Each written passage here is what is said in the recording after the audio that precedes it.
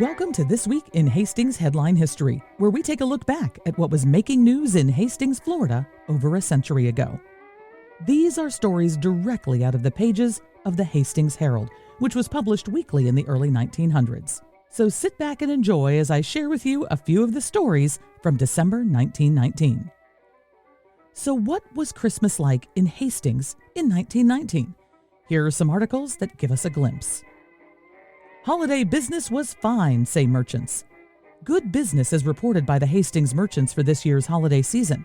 Taken as an indicator, the merchants feel that this year's business shows an increasing local prosperity over last year and a likelihood of better conditions throughout the winter. The merchants disagree to some extent regarding the predominating type of present selected for this Christmas. In some stores, it was found that people desired chiefly the more expensive gifts of a purely pleasurable or semi-pleasurable nature. Other stores found their customers looking for articles which would be useful rather than merely pleasurable or ornamental. In all cases, however, the demand seemed to be strongly for articles of good quality. All sorts and sizes of kiddies see and interview Santa Claus. Children large, small, and middle-sized filed through the store of J.B. Hughes & Company to see and have speech with Santa Claus. The average adult who strayed into the store at those hours was what the Army terms SOL, for if he wasn't run over in the stampede, he ran a good chance of forgetting what he came in after because of his interest in what was going on around him. A stranger would hardly believe so many children could be mustered from Hastings and vicinity, but the Hughes management was experienced in Christmas possibilities and had made preparations for all.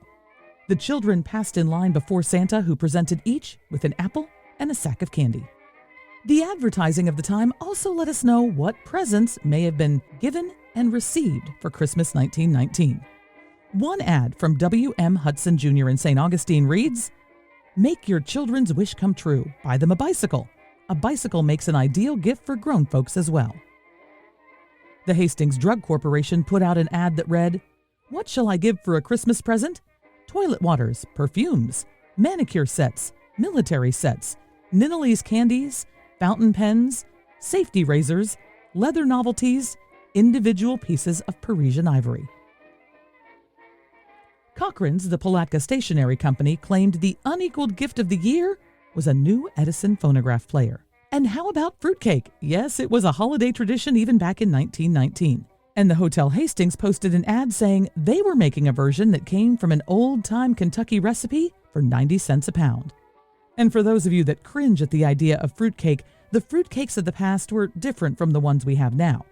Some of the old Southern recipes had cakes that were much more a traditional cake than that brick-style cake we think of in the stores these days. Some of them even had icing. So what were the holiday parties of the past like in Hastings? Well, there were notices in the paper that described the holiday parties at a few local homes. Mrs. Goss Maddox entertained with an informal dance at her home. Holly and greens were used as decorations, prettily carrying out the Christmas colors. Throughout the evening, the dancers were served with delicious punch. Toward the conclusion of the dance, refreshments were served, which included molded fruit salad, chicken sandwiches, olives, and coffee. Another, Mrs. W.A. Walton was hostess at a local dinner party given at her home. The rooms were very attractively decorated in Christmas colors. Palms and ferns were used to advantage. In the dining room, a silver candelabra with red shades and other red candles were burning upon the table.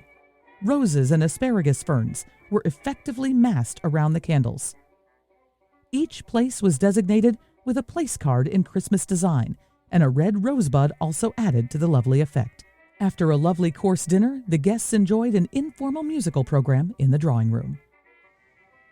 While most of this week's newspaper was filled with Christmas stories and ads, there were a few other articles in the news. Here are the highlights. Every effort is put forth to make the electric lights behave. Hastings people who have been troubled during the several nights just past by having their electric lights wink out as they were engaged in conveying a spoonful of soup from the plate to the place for which it was destined, may hope from the announcement that the trouble will soon be over if it has not already been cured. This winking out of the lights at inopportune moments has been caused by a tendency on the part of the flywheel in the powerhouse to work loose. Every effort has been made to tighten it, but it persists in exhibiting frequent traits of perversity.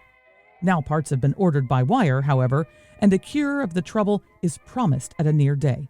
In the meantime, various expedients are being tried out which may prove successful and eliminate the trouble even before the new parts arrive. Refuses responsibility. Miss Frances Jones, the visiting nurse, refuses to assume the responsibility of taking the share of confiscated whiskey that was to be awarded to her for use among her patients.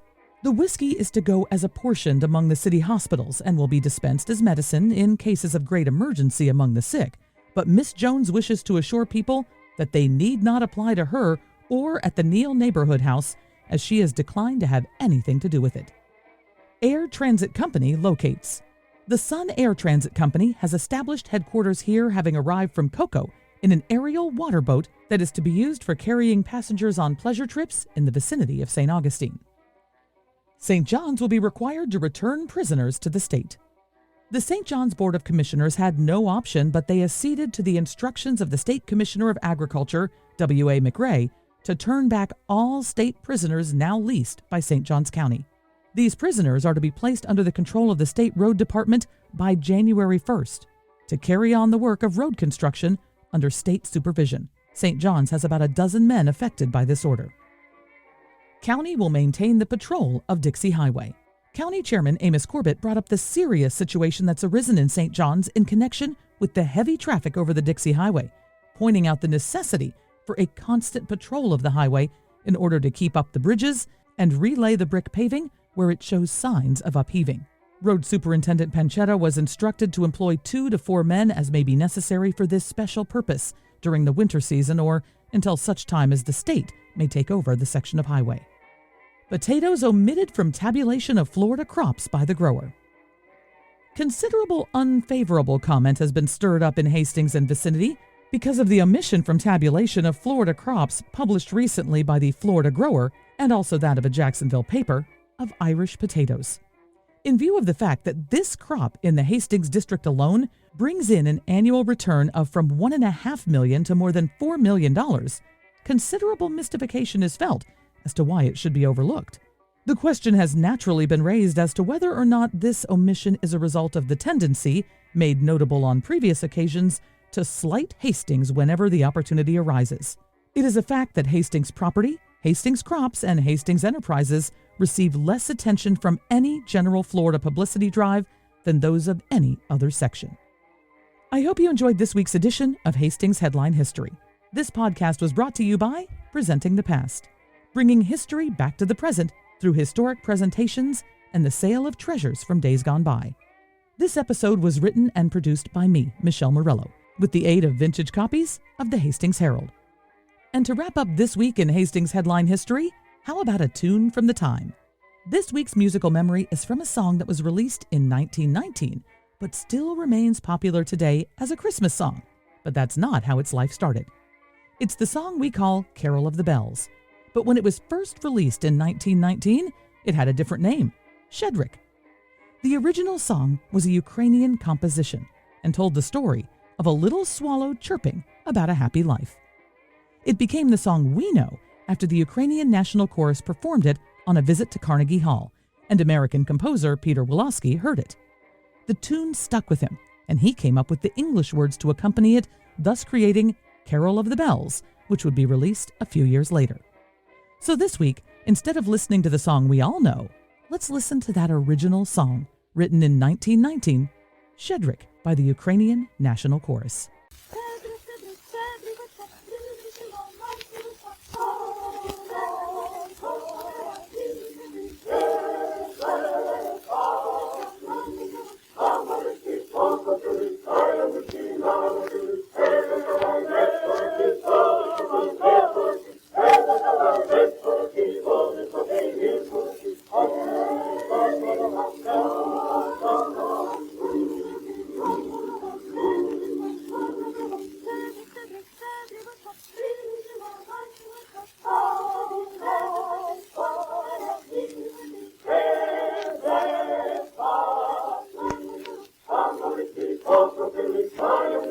Oh,